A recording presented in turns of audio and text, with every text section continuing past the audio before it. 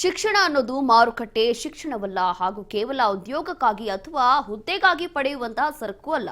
ಅದು ಜೀವನ ಪರ್ಯಂತ ಸಾಗುವ ನಿರಂತರ ಪಯಣವಾಗಿದ್ದು ಪ್ರಸ್ತುತ ಮಾನವೀಯ ಮೌಲ್ಯ ಬೆಳೆಸುವ ಶಿಕ್ಷಣ ಬೇಕು ಅಂತ ಹೇಳಿ ಕರ್ನಾಟಕ ಸರ್ಕಾರದ ವಿಜ್ಞಾನ ಮತ್ತು ತಂತ್ರಜ್ಞಾನ ಅಕಾಡೆಮಿ ಸದಸ್ಯರಾದ ಡಾಕ್ಟರ್ ಹುಲಿಕಲ್ ನಟರಾಜ್ ಅಭಿಪ್ರಾಯವನ್ನು ವ್ಯಕ್ತಪಡಿಸಿದ್ದಾರೆ.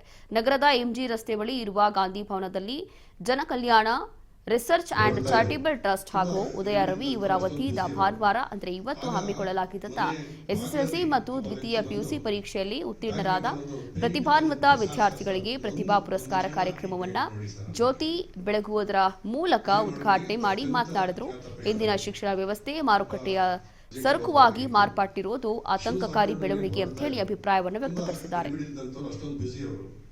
ಆಗ ಮನೆ ಬಾಗಿಲಲ್ಲಿ ಶಿಕ್ಷಣ ಅನ್ನೋದು ಕೇವಲ ಒಬ್ಬ ಗುಮಾಸ್ತನನ್ನ ಅಥವಾ ಒಬ್ಬ ರಾಜಕಾರಣಿಯನ್ನ ಅಥವಾ ಒಬ್ಬ IAS ಆಫೀಸರ್ನ ಉಂಟು ಮಾಡೋದಲ್ಲ.